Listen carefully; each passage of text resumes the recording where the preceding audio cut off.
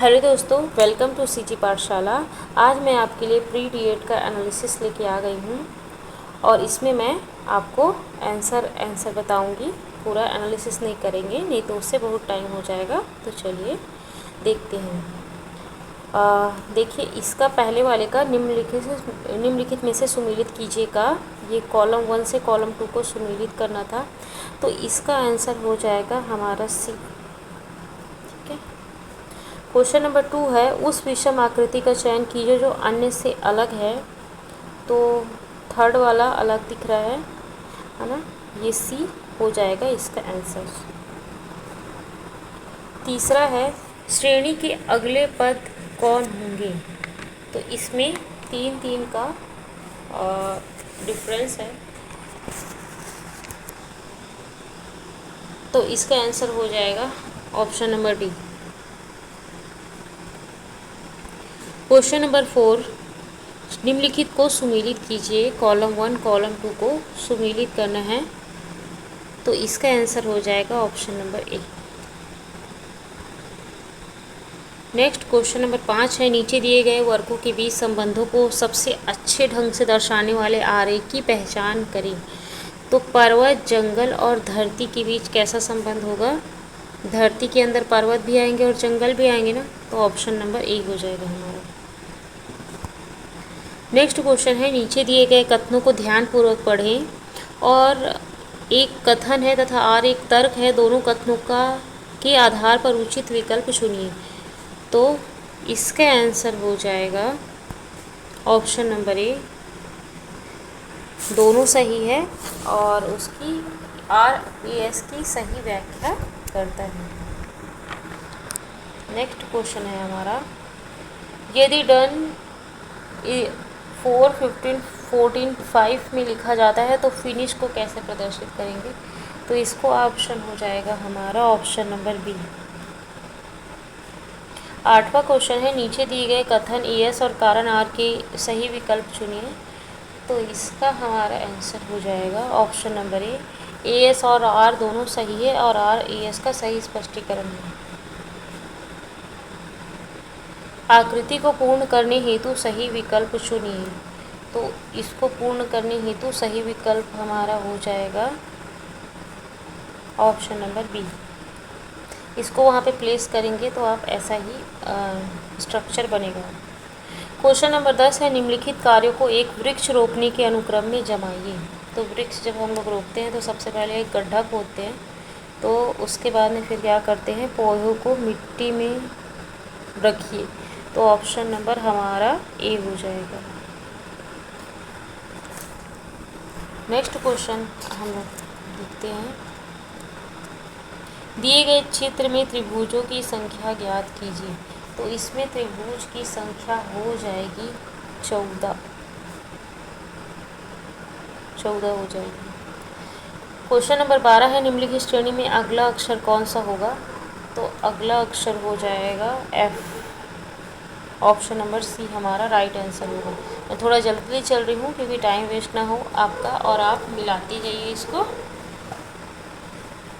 Next question है, निम्नलिखित प्रश्न में पता लगाइए कि कौन सी उत्तर आकृति दिए गए आकृति मैट्रिक्स को पूरा करती है। तो ऑप्शन नंबर ए हो जाएगा। क्वेश्चन नंबर 14 है, दिए गए चित्र में सीधी रेखाओं की संख्या ज्ञात कीजिए। तो सीधी रेखाओं की संख्या इसमें 12 है। ठीक है। उस बॉक्स का चयन करें जो दिए गए कागज़ की शीट से बने बॉक्स के समान है। तो शीट के समान हो जाएगा हमारा ऑप्शन, इसका आंसर हो जाएगा बी और डी, मात्र बी और डी। कौन सा अंक पैटर्न के अनुसार नहीं है। तो कौन सा अंक पैटर्न के अकॉर्डिंग नहीं है, बताइए। इसका आंसर हो जाएगा ऑप्शन नंबर 20 नहीं है। नेक्स्ट क्वेश्चन है, विषम की पहचानिए, विषम को पहचानिए। तो इसमें विषम हो जाएगा जहाज, क्योंकि जहाज हवा में चलता है। 18वें नंबर का क्वेश्चन है, यदि माइनस का अर्थ जोड़ना, ये इसका आंसर हो जाएगा 18वें का आंसर हो जाएगा हमारा बी। सॉल्व करके देख लीजिएगा, आंसर आ जाएगा। उस आकृति को चुनिए जो शेष से भिन्न है। अगर आपको एक फुल एक्सप्लेनेशन चाहिए तो आप मेरे को कमेंट कीजिएगा। उस आकृति को चुनिए जो शेष से भिन्न है, तो इसका आंसर हो जाएगा डी। डी भिन्न है। क्वेश्चन नंबर 20 इसमें कॉलम 1 को कॉलम 2 से मिलाना है, तो इसका आंसर हो जाएगा ऑप्शन नंबर सी। पासे के निम्नलिखित दो अलग अलग स्वरूपों में कौन सी संख्या 2 के विपरीत है? तो 2 के विपरीत हो जाएगा 4। 4 2 के विपरीत है। 22वें नंबर का क्वेश्चन है, निम्न में से किसका संबंध नदी समुद्र के समान है? तो इसका आंसर हो जाएगा 1 2 3 एंड 4 सभी। नेक्स्ट क्वेश्चन है, आकृति में दिए गए टुकड़ों से कौन सी आकृति ABCD बनाई जा सकती है? तो इसका आंसर हो जाएगा ऑप्शन नंबर सी। निम्न में से किसका संबंध नदी ये रिपीट हो गया है।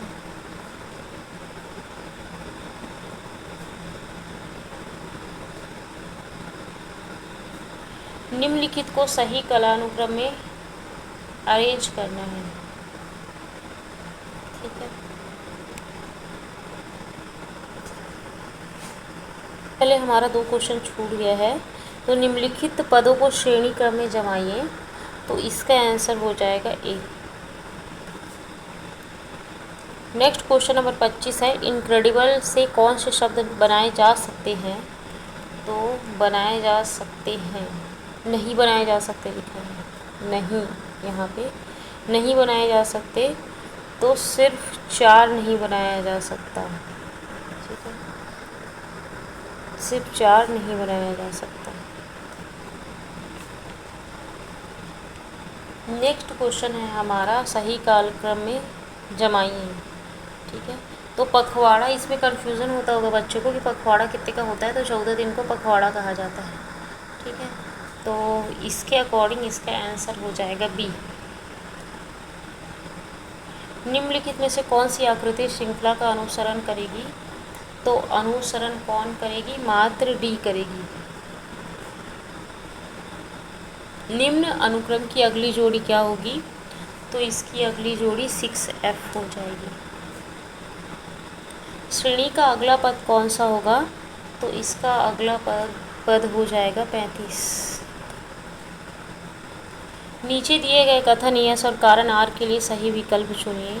एक मानक पासे पर विपरीत फलकों पर बिंदुओं की संख्या का योग 7 होता है और एक मानक पासे पर फलकों पर 1 से 6 तक की संख्याएं होती है और विपरीत फलक पर संख्याओं का योग 7 होता है, तो ये सही है। तो हमारा आंसर हो जाएगा ए और आर दोनों सत्य है और आर ए एस का सही स्पष्टीकरण है ऑप्शन नंबर ए। नेक्स्ट हम लोग देखते हैं सामान्य ज्ञान का। निम्नलिखित में से कौन ब्रह्मपुत्र की सहायक नदी नहीं है? तो टोंस जो है वो ब्रह्मपुत्र की सहायक नदी नहीं है, मानस, लोहित और सुबनसिरी है।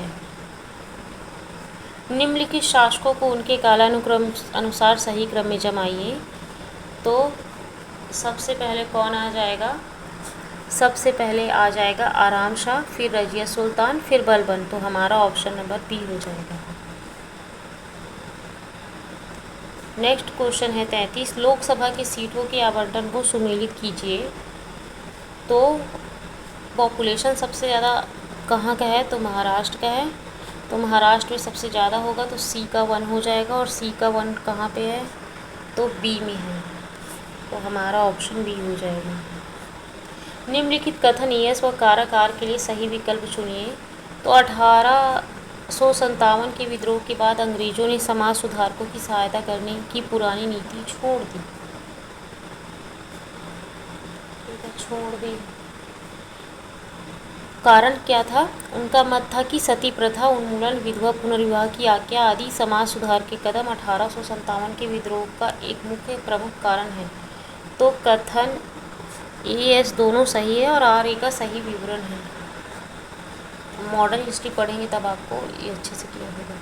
रदरफोर्ड किस आविष्कार के लिए प्रसिद्ध हुए तो नाभिक की खोज के लिए प्रसिद्ध हुए रदरफोर्ड। नेक्स्ट क्वेश्चन है, सूची 1 को सूची 2 के साथ सुमेलित कीजिए तथा सूची के लिए नीचे दिए गए कोड से सही उत्तर चुनिए। तो इसका आंसर हो जाएगा option number A. Salt lake जो है वो कहाँ पे है? कोलकाता में है ना। और इसी तरीके से शरावती स्टेडियम जो है वो कटक में है, ग्रीन पार्क जो है वो कानपुर में है, और अरुण जेटली स्टेडियम दिल्ली में है। ये एकदम बहुत बार आपने सुना होगा। निम्न में से कौन सा योग मुख्य रूप से शारीरिक आसनों और श्वास नियंत्रण प्राणायाम पर केंद्रित होता है? तो हठ योग केंद्रित होता है। नेक्स्ट क्वेश्चन है, मूल अधिकारों में से संपत्ति का अधिकार को किस संशोधन अधिनियम द्वारा हटा दिया गया? तो 44वें संशोधन अधिनियम के द्वारा। NCF 2023 के अनुसार शिक्षक प्रशिक्षण कार्यक्रमों में मूल शिक्षा को एकीकृत करने के लिए निम्नलिखित चरणों को सही क्रम में क्रमबद्ध करें। तो हमारा आंसर हो जाएगा सी। निम्नलिखित में से संस्थागत एजेंसी नहीं है। तो संस्थागत एजेंसी सहकारी समिति है, व्यापारिक व क्षेत्रीय ग्रामीण बैंक है, नाबार्ड है, देशी बैंकर नहीं है। तो हमारा ऑप्शन 40 का हो जाएगा डी। 41, नीचे दिए गए घटनाक्रमों को उनके सही कालानुक्रम में व्यवस्थित करें जो कि भार सही है, जो उसके अकॉर्डिंग जमाना है। तो 41 का हमारा आंसर हो जाएगा ए। देख लीजिएगा आप अपने अकॉर्डिंग। नेक्स्ट क्वेश्चन 42 है, हीमोग्लोबिन के बारे में निम्नलिखित में से क्या सही है? तो हीमोग्लोबिन बस रोगों के प्रति प्रतिरक्षा प्रदान नहीं करता है, WBC का कार्य होता है। तो सी नहीं होगा। तो हमारा आंसर हो जाएगा डी, जिसमें सी नहीं होगा। नेक्स्ट क्वेश्चन है, महावीर स्वामी को किस नदी के तट पर कैवल्य की प्राप्ति हुई थी? तो रिजुपालिका नदी के किनारे हुई थी। महावीर स्वामी 24वें तीर्थंकर थे जैन धर्म के। निर्देश दिए गए कथन यस और कारण आर की सही विकल्प चुनना है। पश्चिमी घाट से निकलने वाली नदी अरब सागर में गिरने वाली सभी नदियों जलप्रपातों का निर्माण करती है। ये गलत है। पश्चिमी घाट पर्वतमाला का पश्चिमी किनारा तेज एवं खड़े ढाल वाला है। तो ये सही है। तो हमारा ऑप्शन हो जाएगा डी। ए गलत है परंतु आर सही है। नेक्स्ट क्वेश्चन है, नीचे दिए गए कथन एस और कारण को पढ़कर सही विकल्प चुनना है। तो हमारे संविधान में नीति निर्देशक सिद्धांतों ने न्याय, सामाजिक, आर्थिक और राजनीतिक घोषणा की। ये सही है। नियोजन में विकास को प्रेरित के साथ साथ सामाजिक और आर्थिक न्याय को सुनिश्चित करने पर बल दिया। तो ए और आर दोनों सही है और आर एस की सही व्याख्या है। 46, निम्न में से कोयला उत्पादक क्षेत्र का दक्षिण से उत्तर की ओर सही क्रम जमाना है। तो उत्तर की ओर जाना है तो बोकारो झारखंड में है और कोरबा छत्तीसगढ़ में है, और सबसे ऊपर बोकारो ही है ना। तो हमारा ऑप्शन हो जाएगा सी। देख लीजिएगा आप इसके अकॉर्डिंग। निम्न शहरों को क्रम से रखें वर्ष के अनुसार जहां ओलंपिक खेल आयोजित किए गए हैं, उसके अकॉर्डिंग जमाना है। तो हमारा ऑप्शन हो जाएगा इसमें ए। नेशनल एजुकेशन पॉलिसी 2020 के अनुसार स्कूलों में खेल शिक्षा का अंतिम लक्ष्य क्या है? तो शारीरिक फिटनेस और समग्र विकास को बढ़ावा देना ही इसका मेन लक्ष्य है। जब भी समग्र विकास आ जाए तो उसी को लगाना है। भारतीय संविधान की प्रस्तावना में वर्णित आदर्श में से कौन सा है? तो आदर्श में से है, तीनों एक साथ दिया है, सामाजिक, आर्थिक और राजनीतिक न्याय। तो केवल 4 हो जाएगा। नेक्स्ट क्वेश्चन है हमारा, निम्नलिखित अभिकथन यस और कारण आर का सही विकल्प चुनिए। NCF 2023 सुझाव देता है योग शिक्षा को स्कूली पाठ्यक्रम का अनिवार्य भाग बनाया जाना चाहिए। ये सही है। और शारीरिक एवं मानसिक स्वास्थ्य बढ़ावा देने के लिए योग शिक्षा आवश्यक है। तो ये भी सही है। इसका लाभ कक्षा से परे है। तो ए और आर दोनों सत्य है, एस और आर दोनों सत्य है और इसका सही स्पष्टीकरण है। तो अब 50 क्वेश्चन हो गए हैं। अगर वीडियो अच्छा लगे तो आप लाइक शेयर एंड सब्सक्राइब जरूर कीजिएगा, ठीक है। अगर कोई डाउट हो तो कमेंट कीजिएगा। चलिए अब हम लोग शिक्षण अभिरुचि में आ जाते हैं। शिक्षण के दृष्टिकोण के सही जोड़े को उनके संगत विवरण सूची से मिलाना है। इसका 51 का आंसर हो जाएगा हमारा ए हो जाएगा। नेक्स्ट क्वेश्चन है, पावलोव द्वारा कुत्ते पर किए गए प्रयोग शब्दबद्ध सहज क्रिया को क्रमबद्ध कीजिए। क्रमबद्ध करना था इसको, तो हमारा आंसर हो जाएगा इसका सी CADC। नेक्स्ट है, निम्नलिखित में से कौन सी विशेषताएं एक शिक्षक की महान शक्तियों को दर्शाती हैं। तो इसका हमारा आंसर हो जाएगा, इसको भी अरेंज करना है, तो इसका हमारा ऑप्शन हो जाएगा ABCD। मतलब कि क्या क्या है उसकी महान शक्ति, तो सब के सब हैं। नेक्स्ट क्वेश्चन है, जब शिक्षार्थी किसी पाठ को इसलिए सीखता है क्योंकि उसमें उसकी अभिरुचि है तथा उस पाठ को सीखने में उसे खुशी मिलती है, इसका मुख्य कारण क्या है। तो आंतरिक अभिप्रेरणा ही के कारण वो ऐसा कर रहा है। शिक्षार्थी किसी अनुशासनात्मक वातावरण में कुछ खास तरह के नियमों एवं सिद्धांतों के अनुरूप किसी कौशल को सीखते हैं, वह शिक्षण कहलाता है। तो वो औपचारिक शिक्षा कहलाता है, जैसे स्कूल की शिक्षा। छात्र स्कूल अवस्था में व्यावसायिक लक्ष्य से अभिज्ञ होते हैं, लेकिन शिक्षक छात्रों की योग्यता एवं क्षमता को ध्यान में रखकर एक निश्चित व्यावसायिक लक्ष्य की ओर प्रेरित करते हैं। तो इससे छात्रों की शैक्षणिक उपलब्धि पर प्रभाव पड़ता है। तो इस पे अनुकूल प्रभाव पड़ता है, अनुकूल नहीं सकारात्मक प्रभाव ज़्यादा सही होगा, सकारात्मक प्रभाव पड़ता है। नेक्स्ट क्वेश्चन है, कक्षा में समूह संबंध को सुधारने की प्रविधि कौन अलग है। प्रविधियों में कौन सा अलग है। तो तानाशाही शिक्षक जो है वो अलग है।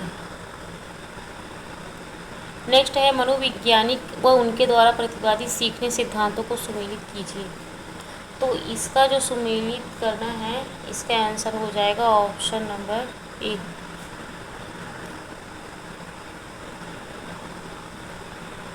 नेक्स्ट क्वेश्चन है, यदि छात्र के प्रारंभिक प्रयासों में सीखने की गति धीमी और बाद के प्रयासों में उसकी गति तीव्र हो जाती है, तो फलस्वरूप शिक्षण वक्र तेजी से ऊपर उठता है, शिक्षण वक्र कहलाता है।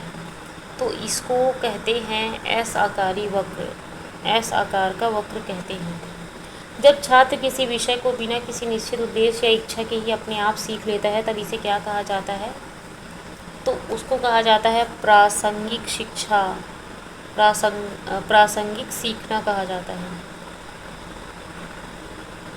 नेक्स्ट क्वेश्चन है, प्रभावी शिक्षण अधिगम प्रणाली को डिज़ाइन में शिक्षार्थी विशेषताओं के किस समूह को सहायक माना जा सकता है। तो विकल्प में से चुनना है, तो इसका आंसर हो जाएगा बी। नेक्स्ट है, पियाजे के अनुसार बच्चों का ज्ञान डैश और डैश की प्रक्रिया से बढ़ता है। तो बढ़ता है ए और डी से, आत्मसात से और साथ ही साथ में समायोजन से। तो ए और डी से।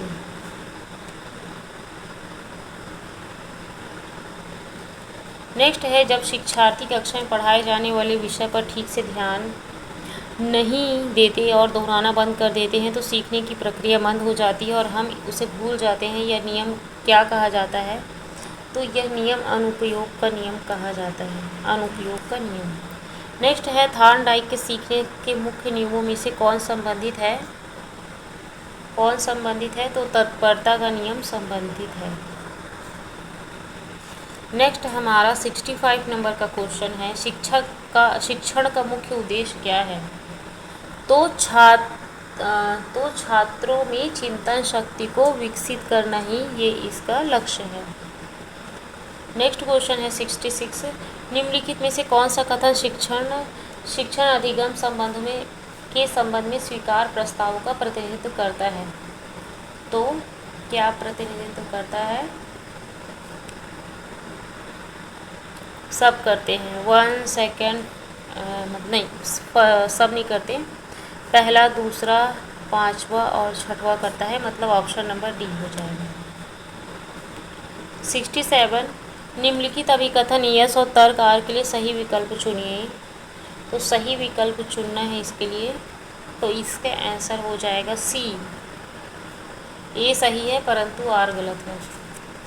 ठीक है, अब हमारा नेक्स्ट क्वेश्चन है 68 निम्नलिखित सिद्धांतों को उनके सिद्धांतकारों विवरण से मिलान करना है। तो ये बहुत लंबा है, इसका हम लोग आंसर देख लेते हैं। इसका ऑप्शन नंबर ए हो जाएगा, आप देख लीजिएगा। नेक्स्ट है कार्यस्थल में किसी नई परिस्थिति के अनुकूल ढलने का पहला कदम क्या है।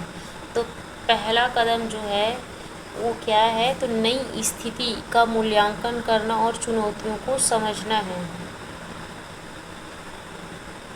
नेक्स्ट 70 क्वेश्चन है अभिकथन सामाजिक व्यवसायिक रुचि वाले लोग सीखने या बढ़ने में मदद के लिए दूसरों के साथ काम करना पसंद करते हैं। वे अक्सर एकांतकारी वातावरण की ओर आकर्षित होते हैं। तो हमारा हो जाएगा ए सत्य है, लेकिन आर गलत है, असत्य है।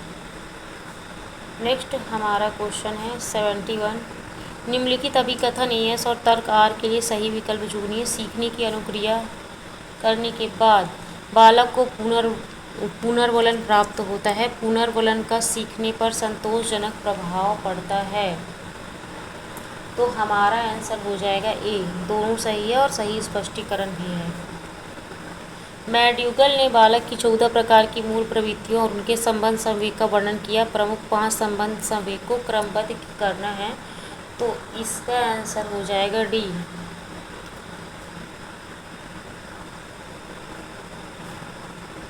सेवेंटी थर्ड व्यावसायिक रुचियों का निर्धारण करते समय पिछले अनुभवों पर विचार करना क्यों महत्वपूर्ण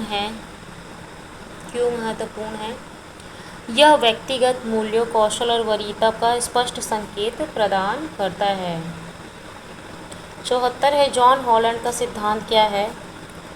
तो जॉन हॉलैंड का सिद्धांत है कामकाजी लोगों के 6 व्यक्तित्व होते हैं जो 6 कार्य वातावरणों में मिल जाते हैं। ये सिद्धांत है। 75 है नीचे दिए गए कार्यों को उस उपयुक्त क्रम में व्यवस्थित कीजिए जो व्यावसायिक रुचियों और पहचान और विकास के लिए सबसे उपयुक्त है। तो हमारा इसका आंसर हो जाएगा सी।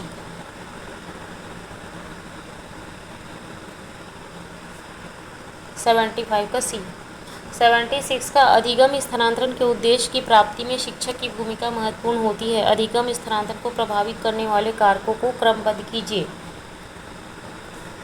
तो इसका आंसर हो जाएगा हमारा बी, 76 का बी। 77 आंतरिक अभिप्रेरणा व्यक्ति को भीतर से प्रेरणा प्रदान करती है और आंतरिक अभिप्रेरणा से कौन संबंधित नहीं है। तो कौन संबंधित नहीं है, तो प्रशंसा करना संबंधित नहीं है। नेक्स्ट है 78 निम्नलिखित में से कौन अधिगम के सबसे प्रभावी कारण है। तो सबसे प्रभावी कारण है बी सी डी, केवल बी सी डी। 79 व्यावसायिक रुचियों को विकसित करते समय निम्नलिखित में से कौन सी रणनीति प्रभावी है। तो नौकरी बाजार की मांग पर विचार किए बिना केवल व्यक्तिगत शौक पर ध्यान केंद्रित करना, ये प्रभावी नहीं है बोला है ना 79 में। छात्र केंद्रित कक्षा डैश के लिए होती है। तो छात्र केंद्रित कक्षा जो है ना पूरी कक्षा को सम्मिलित करने के लिए होती है।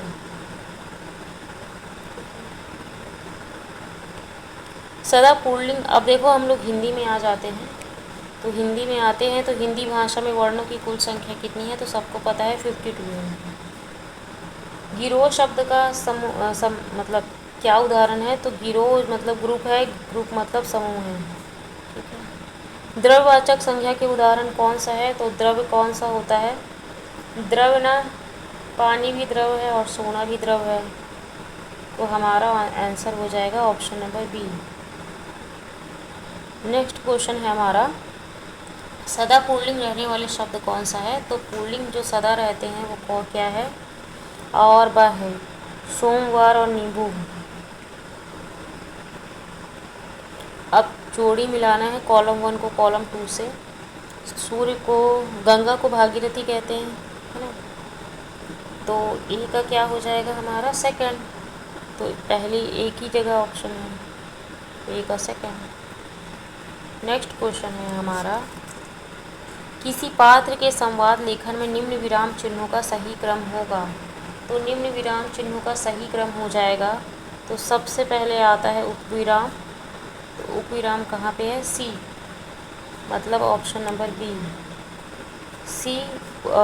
उपविराम आता है, उसके बाद में अल्प विराम आता है, उसके बाद में अर्ध विराम आता है, फिर पूर्ण विराम आता है। अब 87 है, निम्न कथन यस तथा कारण आर के लिए सही विकल्प का चयन करना है। तो तत्सम संस्कृत के वे शुद्ध रूप हैं जिन्हें हिंदी में मूल रूप में स्वीकार किया गया है, तो ये सही है। तत्सम का शाब्दिक अर्थ अनेक समान या जो का त्यों है, तो ये गलत है, तो ए सही है और आर गलत हो जाएगा, तो ऑप्शन नंबर सी हमारा सही हो जाएगा। नेक्स्ट क्वेश्चन है 88, आंखें बंद करना मुहावरे का अर्थ है। तो आंखें बंद करना मतलब जानबूझकर अनदेखा करना। किसी साधारण वाक्य में निम्न का सही क्रम बताना है। तो सबसे पहले कर्ता ने कर्म को करण से, है ना, तो कर्ता ने कर्म को, है ना, तो कर्ता ने कर्म को, ऑप्शन नंबर बी। हिंदी भाषा में लिंगों की संख्या कितनी है, तो कितने लिंग है, 2 लिंग हैं, स्त्रीलिंग पुल्लिंग। वीडियो अगर अच्छा लगे तो लाइक शेयर कर दीजिएगा, ओके।